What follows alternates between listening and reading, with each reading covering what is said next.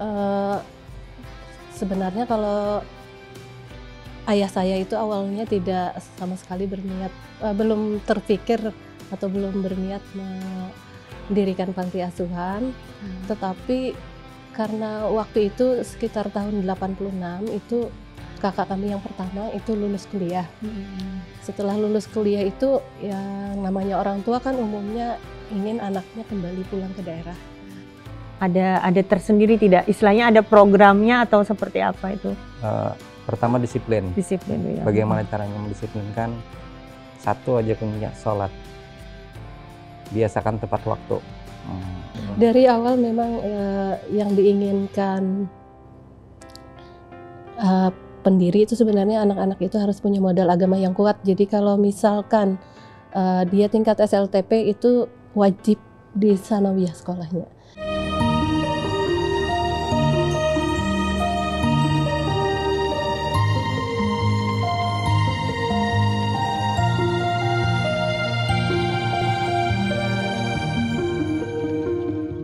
Assalamualaikum warahmatullahi wabarakatuh. Apa kabar pemirsa setia TV Tabalong? Senang sekali dapat berjumpa kembali dengan Anda bersama saya Mai Shanti yang akan menemani pemirsa selama 30 menit ke depan dalam berbagi kisah. Pemirsa, kali ini kita akan kedatangan dua orang tamu. Beliau ini merupakan kakak beradik yang mengelola Panti Asuhan Amal Saleh Putri berlokasi di Kelurahan Belimbing, Kecamatan Murumpudak.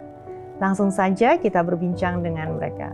Assalamualaikum Ibu Ida Rahmi. Waalaikumsalam warahmatullahi wabarakatuh. Assalamualaikum Bapak Nur Wahyu. Waalaikumsalam warahmatullahi wabarakatuh. Sehat Ibu Bapak? Alhamdulillah. Alhamdulillah sehat. Mudahnya saya manggil Ibu Ida dengan Bapak Wahyu ya. Iya. Supaya lebih ini ya. Oke Ibu, Bapak saya mau bertanya dulu ke Ibu dulu ya. Nah, Ibu Ida. Ya. Ibu Ida, boleh diceritakan Bu awal mula berdirinya panti asuhan? Sebenarnya kalau ayah saya itu awalnya tidak sama sekali berniat, belum terpikir atau belum berniat mendirikan panti asuhan, tetapi karena waktu itu sekitar tahun 86 itu kakak kami yang pertama itu lulus kuliah. Setelah lulus kuliah itu yang namanya orang tua kan umumnya ingin anaknya kembali pulang ke daerah, membangun daerahnya. Akan tetapi kakak saya itu kebetulan sama sekali tidak berniat pulang kembali ke Tanjung. Jadi setelah lulus itu tetap beraktivitas di Banjarmasin. Akhirnya sampai suatu saat ayah saya tanyakan kenapa tidak balik kampung. Kata kakak saya itu sayang karena di sini sudah menjadi pengasuh di panti asuhan. Karena kakak saya itu sekitar tahun 83 atau 84 itu sudah ikut di panti asuhan Putra Muhammadiyah di Pangeran, di Banjarmasin, di Jalan Pangeran Banjarmasin. Jadi merasa sayang karena meninggalkan di sana. Iya, meninggalkan di sana karena kegiatan sebagai pengasuh yang banyak berkiprah di bidang sosial itu baginya mungkin salah satu jalan untuk sebagai ladang amal. Iya, jadi berat untuk meninggalkan. Akhirnya ayah saya katakan kalau misalnya kami bangunkan panti asuhan di Murumpudak, apakah mau pulang? Akhirnya kakak saya bersedia kalau ada panti yang bakal dia kelola di sini, di kampung. Nah, berdasarkan itu akhirnya tahun 87 ayah kami mendirikan yayasan, membuat yayasan Amal Saleh. Ya 87 sudah membuat yayasan. Maksudnya sudah sambil menyiapkan nih supaya kakak saya mau pulang. Tahun 89 akhirnya kakak pulang, dapat pekerjaan di Tabalong. Maka di akhir 89 itu disusunlah kepengurusan panti asuhan dan mulai beroperasi itu di Januari 1990. Jadi itu asal mulanya. Jadi sebenarnya itu supaya kakak saya itu mau pulang ke Tabalong itu. Sudah 30 tahun, 90 ya? 90, 33. Ya. Ya, sudah 33 tahun. Oke. Ibu saat ini Ibu sebagai pengelola ya di sana, Iya. pengelola ketua. Jadi ketua yayasan, iya, ketua LKSA-nya juga ya, Iya. langsung. Kalau Bapak pengasuh, ya pengasuh ya bersama sekaligus dengan bendaharanya. bendahara dengan Bendahara istri ya, Iya. juga di sana ya. Oke, baik, sebelum kita melanjutkan ke pertanyaan berikutnya, tim berbagi kisah sudah mewawancarai anak asuh di Panti Amal Saleh. Mari kita saksikan bersama-sama. Dari lulus SD jadi nyambung MTS-nya ke sini sampai lulus SMA. Oh, terus SMA. Iya. Sebelumnya di mana rumah? Di Banjar. Banjar masih ya? Nggih. Dulu ada kawan di sini, jadi dipadahi kayak aku sekolahnya di Tanjung kayak ini kayak itu kayak di panti dibiayai kayak itu daripada di sana kadang kalau sekolah mending umpat ke sini kayak itu. Jadi kalau sekolah bersyukur aja kayak masih kalau sekolah disekolahkan secara ditanggung semua kayak itu. Misalnya lawan orang tua kan semalam tuh belum tentu nih bisa kayak sekolah kayak itu, jadi dimasukkan di sini tuh karena ingin sekolah supaya kalau sekolah kayak orang juga melanjutkan ke jenjang yang lebih baik lagi, tinggi. Sedih karena kan terbiasa kayak terkumpulan orang tua, terbiasa lawan mama abah, jadi karena di sini pindah jauh terpisah, sedih, mikir demi masa depan. Jadi harus ada yang direlakan lah dulu kayak itu, ada apa-apa sedihnya paling setumat kan banyak juga kawan-kawan di sini, jadi banyak yang menghibur kayak itu. Keganangan bisa, tapi kembalikan lagi kayak banyak kawan, jadi kadang tapi terlalu kesana kayak itu, kayak ke orang tua masih buahnya tuh kayak menghibur aja kayak keluarga sudah di sini kayak itu. Ada kemarin tuh salah satu pengasuh dari sini juga datang ke Desa Panahan cari anak-anak asuh gitu. Nah berhubung ulun kira tahu lagi mau melanjutkan kemana, jadi kata mama ikut aja ke sini kayak gitu. Mulai dari kelas 10, dari lulus SMP, kayak enak aja kayak gitu. Terus sudah nyaman tinggal di sini kayak gitu. Awalnya mau pulang. Berapa hari ke awalnya anak pulang tuh? 3 hari, kan ulun orangnya anak rumahan kayak gitu sama orang tua terus, jadi awal-awal pisah tuh kayak nangis gitu. Anak bule. Tapi kan kata mama mau sekolah kayak gini, jadi lanjutin aja, kan di sana nggak ada kayak jenjang kayak SMA kayak gitu, nggak ada.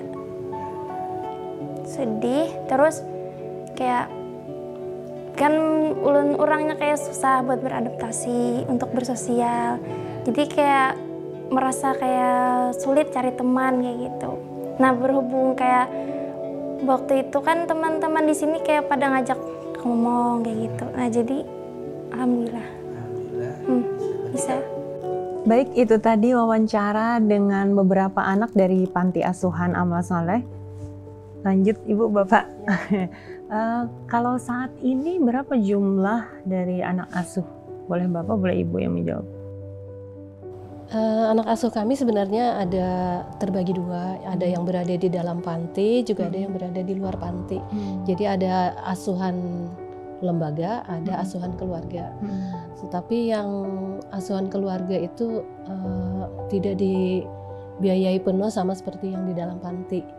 Yang di dalam panti saat ini ada 34 orang, kemudian yang berada di luar panti ada 66 orang. Jadi kebetulan pas 100 orang. Totalnya 100, dan itu semua perempuan? Enggak, kalau Ada yang di luar luar panti panti? bebas. Bebas ada, ya. Ada laki-laki, ada perempuan. Iya, Yang di dalam panti aja yang ya. Semuanya perempuan. Nah, usia berapa itu? Kalau usia Rata-rata itu dari usia. SD yang paling kecil, dan yang paling besar itu ya berarti sampai lulus SMA. Lulus SMA ya.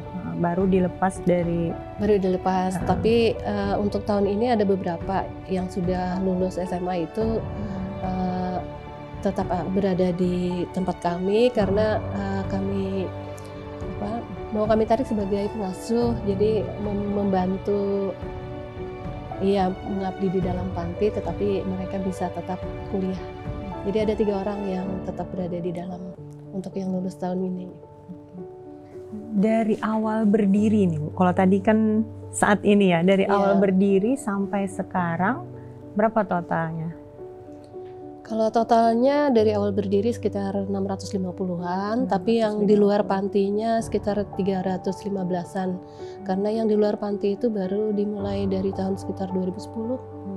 Jadi yang sebelumnya hanya panti, yang sekitar 2010 baru yang di luar panti ada. Iya, bantuan. Mohon maaf dulu sebelumnya, bagaimana ini ya istilahnya awal pertemuan Bapak nih saya, karena tadi ceritanya Bapak yang pengasuh di sana ya, jadi lebih sering berinteraksi dengan anak-anak di sana. Itu awal mula berkenalan atau bertemu dengan anak-anak panti itu bagaimana Pak? Maksudnya pada saat apa Bapak bertemu dengan mereka, tiba-tiba mereka berada di panti itu? Ya biasanya mereka datang, ya, didampingi sama mungkin walinya. Jadi datang ya Pak ya, mereka yang datang. Entah mereka dapat informasi dari mana, dari mulut ke mulut mungkin, dan tahu pada kalau di tempat kami itu Susu Putri. Ya. Jadi kadang-kadang datang bawa anaknya langsung, boleh kada. Itu biasanya Kayaknya saat ada yang dari temannya, seperti ini tadi kan teman sesama anak asuh. Ada juga dari maksudnya pengasuh, teman-teman pengasuh. Pengasuhnya kan ada beberapa orang. Jadi teman pengasuh itu yang yang menghubungi. Iya, informasi dari mulut ke mulut Ya, dari mulut ke mulut. Umumnya mulut. hanya dari mulut ke mulut. Dari mulut ke mulut. Terus dari panti asuhan yang lain juga, Iya, kebetulan dari- kakak beradik. Iya. Yang laki-lakinya di panti sana, yang Yang perempuannya perempuannya di tempat diarahkan kami. ke tempat kita. Oh, gitu. begitu. Jadi banyak yang Banyak. banyak cara lah. Ada Kalau banyak yang jalan. dikatakan anak-anak tadi itu yang dari pengasuh, betul ada pengasuh kita yang tinggal di daerah gunung itu yang berdekatan dengan Panahan itu. Iya. Mungkin pas dia pulang kampung, pengasuh kami tadi Iya. ketemu sama anak-anak di sana, tawarkan aja kan, Diajak. nggak sengaja, Diajak. nggak apa, jadi kita kan ada istilah mencari anak kita juga. Iya. Cuma Bukan- melihat bukan kondisi, disengaja. melihat Nah, kondisi keadaan di sana, sedangkan dia orang layak lah, sana. layak Iya, untuk di ini. dibantu lalu diajak lah ke sini. Iya. Ini loh kesempatan. Terus anak-anaknya itu berasal dari mana saja Bu? Yang khususnya yang untuk yang di dalam dulu. Yang di tinggal dalam. Yang kalau yang di dalam itu paling jauh tadi ada yang dari Banjarmasin, tapi kebanyakan mayoritas itu berasal dari Tabalong. Dari Tabalong. Dari Tabalong, tetapi yang paling banyak itu dari daerah utara, wilayah utara ya. dari Panaan, Mahe, Kuari, ya, Bintang yang Ara. daerah situ yang agak jauh-jauh gitu. Yang banyak dari situ. Panaan Tapi kan ada juga dari sekolahnya Mabun sampai- juga ada. Sekolah yang ada di sana kan SMP sampai SMP aja. Iya. SD, SMP itu pun satu, SD-nya satu, SMP-nya satu. Dia bilang anak-anak tadi itu karena 1 minggu tuh cuma 2 kali turun, kan jadi Ya mungkin karena aksesnya Pak ya di sana susah, jalan akses ke jalan sana agak kan susah. wah, parah. Ya. Terus kalau yang untuk di luar Bu, di lingkungan panti atau bagaimana? Secara umum Anak-anaknya yang di lingkungan di panti. lingkungan panti ya. Tapi ada juga daerah yang agak jauh karena tidak ada LKSA terdekat di situ. Oh, iya. Itu kita dibolehkan menjangkau sampai ke sana. Tapi untuk yang misalnya kita semacam ada semacam pembagian wilayah lah. Kalau yang berdekatan dengan kasih ibu berarti itu dikelola oleh menjadi anak asuh kasih ibu. Kalau yang berdekatan dengan kita, tapi kalau daerah yang tidak ada LKSA atau pantinya itu boleh, maksudnya boleh kami yang menyalurkannya ke situ boleh. Kemudian nih Bapak Ibu, ada tidak satu momen yang sampai saat ini tidak terlupakan ya istilahnya saat awal kedatangan dari anak asuh itu Bu? Ada hal-hal yang mungkin sangat berkesan lah istilahnya. Boleh dari Bapak dulu. Bisa menyedihkan ya juga. Iya, bisa pokoknya yang juga. berkesan, boleh Itulah. menyedihkan, yang boleh Ya, itu membahagiakan. saat mengantar anaknya tadi ke panti, terus ya nangis-nangisan lah. Nangis-nangisan. Berpisah sama orang tua. Anaknya nangis, orang tuanya juga nangis. Orang tuanya juga nangis. Mm. Tapi ya itu demi cita-cita pengen Hmm. sekolah seperti orang juga, jadi rela berpisah. Dan kami sebenarnya membuka tidak ada artinya silakan lah sering-sering ke panti, lihat anaknya nggak ada apa-apa, ya terbuka aja terus. Jadi kadang terlalu Harus dibatas berwaktu ya, Ya, harus terlalu sekian dibatasi, ya, jam kadang kunjungan silakan. misalnya. Kapan aja boleh, yang penting anak-anaknya sudah di panti. Kalau lagi sekolah kan Nggak bisa. nanti aja. Kalau ibu ada? Yang berkesan karena sebenarnya kami tidak pernah ikut Langsung, hadir saat ya. penerimaan langsung, Mm-mm. jadi tidak terlalu itu tadi. Iya. Iya, mengelola manajemennya ya Bu. Ya. Apalagi Kalau kemarin pengasuh kan 24 jam 24 jam bersama ya. Siapa cuma di malam hari ada tiap aja siang lah hari. melihat informasi ada. Kalau misalnya Memantau ya Bu ya, ada. memantau. Terus kalau pesan khusus berarti nih ke Bapak nih, Bapak Wahyu, pesan khusus dari orang tua ada tidak Pak? Banyak kayaknya. Banyak. Cuman Bisa. terlebih ke anak. Ke anak ya Ah. Pak? Tidak. Ini loh bapakmu juga ya, Ah, maksudnya kan iya, kita ah. anggap kuitan Anggap ya kita kuitan. berasa pokoknya Pak Ai bila salah sarikiha Iya, ya iya, anak. iya. Ya kayak pokoknya kayak anak lah dianggap Iya, anak kayak ada. gitu. Jadi di sana itu tidak hanya yang yatim piatu, tapi juga memang yang tidak mampu juga ya, Bu, ya kalau saya. Oke. Oke pemirsa, setelah ini kita akan menggali lagi kisah suka dan duka selama menjadi pengelola dan pengasuh panti asuhan. Bagaimana ceritanya? Saksikan sesaat lagi di Berbagi Kisah. Jangan kemana-mana. Kembali lagi pemirsa di Berbagi Kisah, masih bersama Ibu Ida Rahmi dan Bapak Nur Wahyu. Sebelumnya kita telah mendengarkan cerita latar belakang dan awal sejarah berdirinya panti. Setelah ini kita akan menggali kisah suka dan duka selama menjadi pengelola dan pengasuh panti asuhan. Namun, sebelum kita membahas lebih lanjut, kembali kita dengarkan wawancara dengan salah satu anak panti asuhan. Mari kita saksikan bersama-sama. Kalaunya pagi itu habis sholat subuh tuh siap-siap buat sekolah, kayak mandi, makan. Terus sekitar jam 7.45 itu baru berangkat ke sekolah. Nah, dari kalaunya sanawiyah itu pulangnya jam 2, kalaunya aliyah pulangnya jam 3, kalau SMA pulangnya jam 5. Nah, terus kalau misalkan jam 4 habis asar, itu kayak ada kegiatan tilawah sama belajar bahasa Arab. Kalau ulun kayak disiplin ada, habis itu belajar kayak mandiri itu ada juga. Mandiri lah, berarti 2 disiplin dan mandiri. Kalau tilawah sangat bermanfaat buat kayak cara ngajinya kayak gitu. Kayak tahu nada bisa jadi qori lah ibaratnya. Terus kalau baca Al-Quran itu kan belajar bahasa Arab, bila baca Al-Quran tuh paham artinya kayak gitu. Kalau ulun mau meninggikan derajat kayak status orang tua kayak gitu, mau membantu orang tua dalam hal ekonomi kayak gitu. Terima kasih kepada kayak abah sama mama kayak gitu sudah mensupport ulun, menyemangati kayak gitu supaya bertahan di sini sampai di detik ini lah. Terus ulun rencananya mau lanjutkan kuliah, habis itu didukung juga kayak gitu. Mendoakan ulun selalu. Semoga mama sama abah disehatkan badannya, terus dilancarkan rezekinya kayak gitu.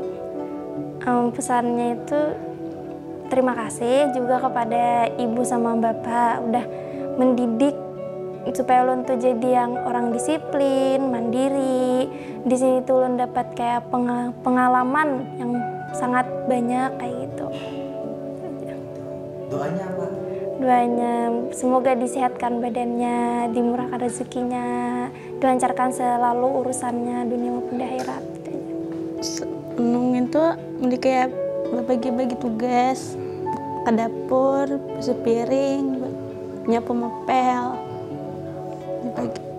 Apa yang didapat dari kegiatan itu? Terutama menjadi banyak pengalaman, percaya diri juga. Inggih sama wanjo malam itu belajar tasawuf, fikih juga. Itu mereka hari raya bisa rame, bisa diundang-undang kayak itu. Mereka kayak bulan puasa, rame makanan di sini juga sama-sama buka puasa. Karena apa itu? Karena rame banyak kekumpulan. Buka puasa. Buka puasa. Terima kasih banyak karena telah mendidik ulun. Maulah ulun mereka percaya diri. Semoga si Din itu dimudahkan segala urusan, dipanjangkan umur, sehat selalu untuk orang tua. Terima kasih banyak karena telah mendidik ulun. Maulah ulun jangan menyerah kayak itu. Sekolah terus, menyemangati ulun. Terharu sekali Bapak Ibu saya mendengar wawancara tadi. Memang pada saat awal anak datang ke panti asuhan, tentu saja mereka banyak membutuhkan adaptasi ya di lingkungan yang baru. Jadi Bapak, bagaimana cara Bapak selaku pengelola membuat anak-anak di panti itu merasa betah, Pak? Ada trik khusus tidak?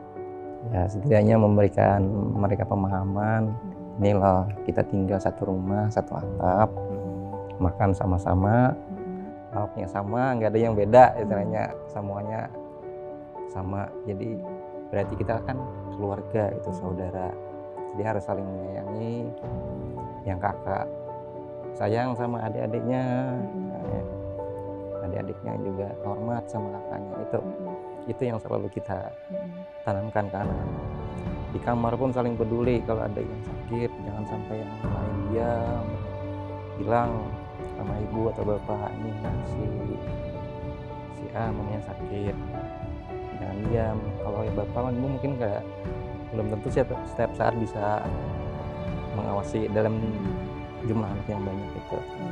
Jadi harus ada saling peduli. Dan alhamdulillah sampai sekarang mereka, ya kalau ada yang sakit tuh, ada yang masakan, bikinkan bubur, bawakan makanan ke kamar, bikinkan teh apa segala. Kelihatan sudah keakraban mereka. Ya, berarti tanamkan rasa kekeluargaan dan tumbuhkan juga rasa peduli, Pak ya. Iya, itu yang selalu diinginkan. Terus Pak, suka dukanya apa, Pak? Pasti ada dong ya. Yang dukanya itu pasti saat berpisah. Ada yang lulus, ada yang memilih balik ke keluarga. Nah itu yang sebenarnya kita nih maunya ngumpul aja terus kan sampai kapan gitu kan. Cuman kita nggak mungkin kan, mungkin mereka mau saatnya sudah keluar kan, berhadapan dengan orang lain, dunia luar lah, menentukan gitu, pilihannya, menentukan pilihannya. Itu yang dukanya. Tadi itu tiap tahun itu. Masih ada ya Pak ya. Ya tapi itulah, ada perpisahan, ada pertemuan, ada perpisahan. Kalau sukanya semua setiap hari sukanya ya sebenarnya saat ngumpul itu, apalagi saat makan sama-sama. Khusus bulan Ramadan biasanya, kalau hari-hari biasa kita makan di ruang makan atau di dapur. Kalau di bulan Ramadan mulai sahur, buka puasa itu di ruang keluarga yang ada televisi, ada pokoknya bila ada keluarga datang misalnya ngumpul-ngumpul di situ lah. Jadi mudah-mudahan saatnya keluar nanti dia selalu mengenang kalau bulan puasa, dulu ngumpul di sini begitu sahur atau buka puasa.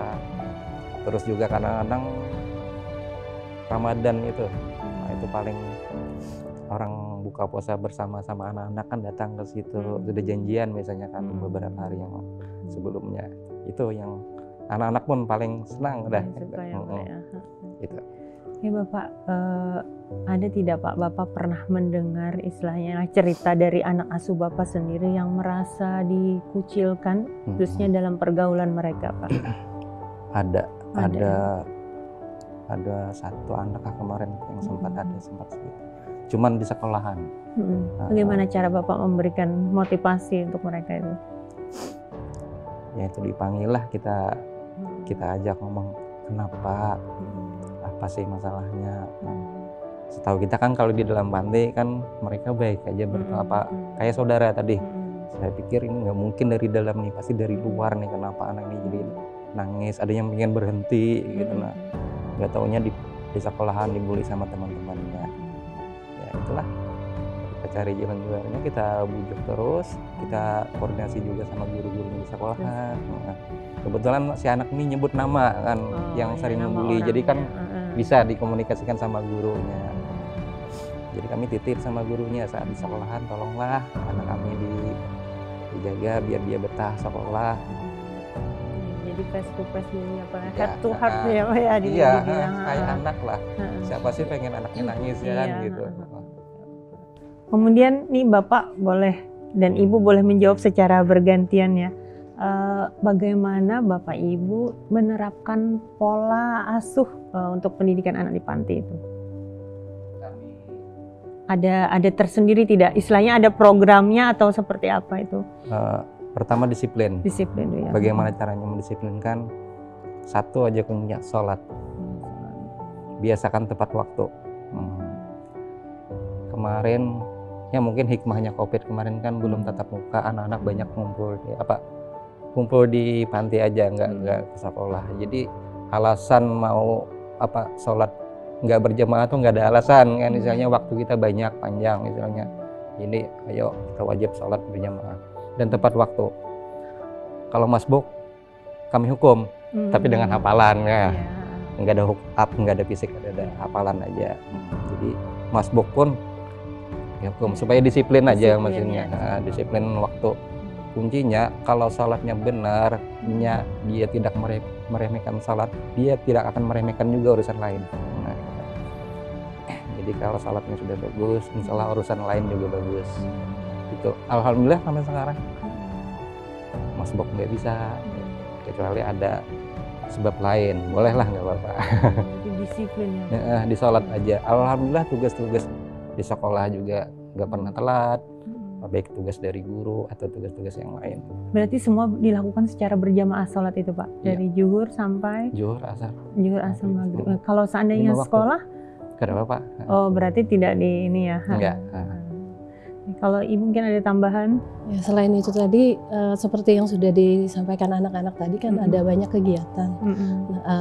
Malam hari setelah sholat maghrib itu ada kegiatan belajar yang masih kurang lancar, belajar Qurannya dilancari, terus ada pelajaran fikih, akidah, akhlak, tasawuf tadi juga ada. Kemudian untuk kegiatan sore itu kami ambilkan guru tadi tilawah, guru bahasa Arab. Sebelumnya juga ada ini tambahan belajar matematika. Berarti mendatangkan ya, dari luar, didatangkan guru dari luar. Tapi kalau yang malam setelah maghrib itu sudah ada yang bertugas khusus yang menginap tinggal juga di panti. Sekalian pengasuh ya Bu? Iya, dibagi 2 kelompok. Ini khusus yang benar mengajinya, ini yang belajar akidah, akhlak, fikih dan tasawuf tadi. Ya semuanya itu tujuannya kenapa harus mempelajari itu, tujuannya supaya akhlaknya baik. Karena memang dari awal dari awal memang yang diinginkan pendiri itu sebenarnya anak-anak itu harus punya modal agama yang kuat. Jadi kalau misalkan dia tingkat SLTP itu wajib di sanawiyah sekolahnya supaya pendidikan agamanya lebih banyak. Jadi kalau masuknya lulus SD itu pasti sekolahnya semuanya di sanawiyah. Ada basic agamanya. Tidak ada yang SMP. Iya, supaya basic agamanya lebih banyak. Jadi karena sebenarnya awal cita-cita ayah kami sebenarnya karena sebenarnya sebelumnya kan beliau itu guru ngaji dan termasuk aktif di LPTK dulu. Beliau tahu bahwa masa-masa itu tahun-tahun sekitar 80-90-an itu mencari qari, mencari penghafal Quran itu sulit. Untuk kita tabalong, mungkin baru-baru aja kita yang punya banyak yang penghafal Quran. Maka sebenarnya cita-cita beliau itu selain panti asuhan, sebenarnya Sidin beliau itu maunya itu merangkap langsung pondok pesantren, hafal Quran atau tilawah Quran sebenarnya. Jadi dasar itulah yang kami mampu saat ini, ya cuma itu tadi, tambahan-tambahan tadi yang seperti tilawah, bahasa Arab atau pelajaran-pelajaran agama yang setelah sholat maghrib itu. Jadi ada programnya itu juga ya Bu ya, diajarkan. Oke. Ada tidak kisah unik nih Pak dari anak-anak panti yang membuat Bapak Ibu tuh merasa bahagia selain yang tadi ya, yang tadi kan momen sukanya buka puasa bersama. Nah itu ada tidak yang unik atau yang lucu mungkin berkesan selain yang sudah diceritakan tadi? Ada kemarin apa ya? Ini ibu yang paling, anak-anak ini banyak ke ibu sebenarnya ceritanya. Karena mungkin perempuan Pak Iya, ya. kadang-kadang pulang kampung pun diajak enak kecikikan sama ibunya. Alhamdulillah ya hubungannya kayak bagus gitu. Nah, sebenarnya nih ibu yang paling tahu nih, ibunya nggak ikut. Mulia sekali apa yang telah Bapak dan Ibu lakukan untuk Panti Asuhan Amal Saleh. Baik pemirsa, jangan kemana-mana dulu, karena setelah ini saya akan bertanya kembali mengenai kisah anak Panti Asuhan Amal Saleh. Tetap di Berbagi Kisah. Terima kasih pemirsa, masih bersama kami di Berbagi Kisah. Tadi udah di segmen pertama, kedua sudah ada wawancara ya Bapak Ibu. Jadi berdasarkan wawancara tadi, saya ingin bertanya lagi nih dengan Bapak atau Ibu, bolehlah masih tidak, atau istilahnya sampai sekarang apakah terjalin komunikasi dengan alumni atau apa ya Pak, istilahnya yang udah keluar gitu Pak, ex dari panti? Kebetulan kita kan mengasuh baru 2 tahun lebih nih. Jadi untuk yang alumni 2 tahun atau 3 tahun terakhir komunikasi masih. Bahkan di WA grup masih ada aja. Ibu kangen, ya kadang-kadang macam-macam lah itunya, biasanya bahasanya mereka di sana kan biasanya sama ibu lah. Gitu. Alhamdulillah. Kemudian ada cerita menarik Pak dari untuk alumni lama, kita kan udah tahu lah kemarin tuh, cuman ada kemarin datang. Nah mungkin ya salah satu mereka, ada anak kami rekomendasi dari salah satu alumni yang lama itu datang. Tapi datang kok tiba-tiba menangis. Kenapa? Ulun alumni sini Pak aja.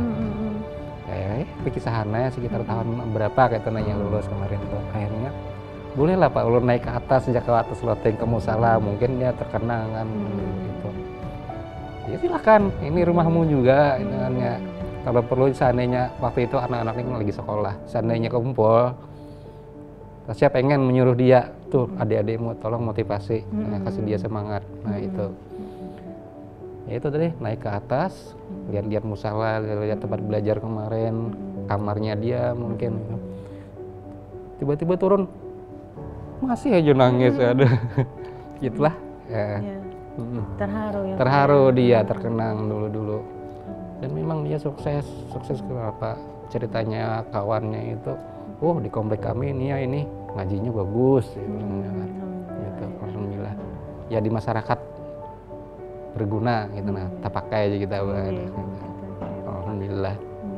Terus terakhir nih Bapak Ibu, ada tidak harapan bagi anak-anak panti maupun para orang tua atau untuk para pemirsa juga? Boleh dari Bapak dulu deh.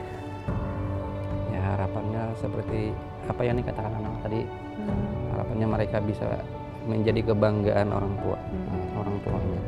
Kita selalu menyuruh mereka bakti sama orang tua, apa-apa tuh bilang izin sama orang tua. Dalam hal urusan apapun, urusan kecil atau urusan apa, selalu izin, minta doa, minta restu sama orang tua. Itu. Kalau untuk pemirsa mungkin akan di masa yang sekarang kan ada lebih banyak mungkin anak-anak yang terlantar, apalagi yang kemarin juga kami pernah menerima anak yang kalau istilah kita itu ayah ibunya itu sekolah.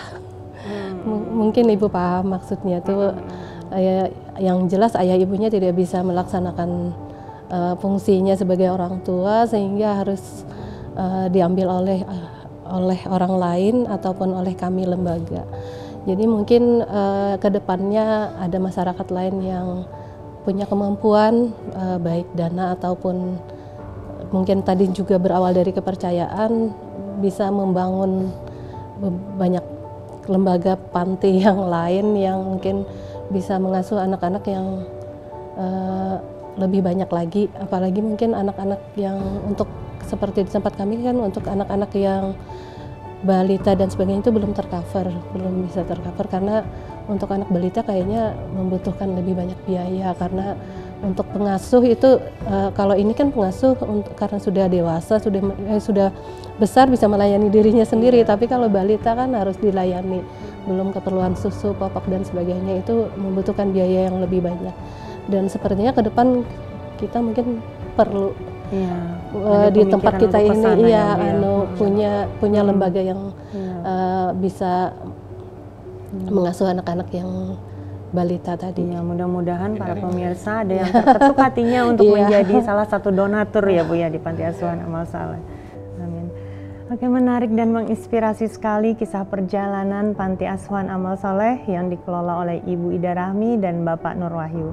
Semoga menjadi inspirasi kita dalam menjalani kehidupan kita sehari-hari. Tidak terasa perbincangan kita sudah berakhir. Terima kasih sekali lagi kepada Ibu dan Bapak yang telah meluangkan waktunya di berbagi kisah. Saya beserta kru yang bertugas pamit undur diri. Tetap saksikan Berbagi Kisah tayang setiap hari Kamis pukul 8 malam hanya di TV Tabalong dan YouTube program TV Tabalong. Jangan lupa juga download aplikasi TV Tabalong di Play Store dan juga App Store. Akhir kata, wassalamualaikum warahmatullahi wabarakatuh. Waalaikumsalam warahmatullahi wabarakatuh.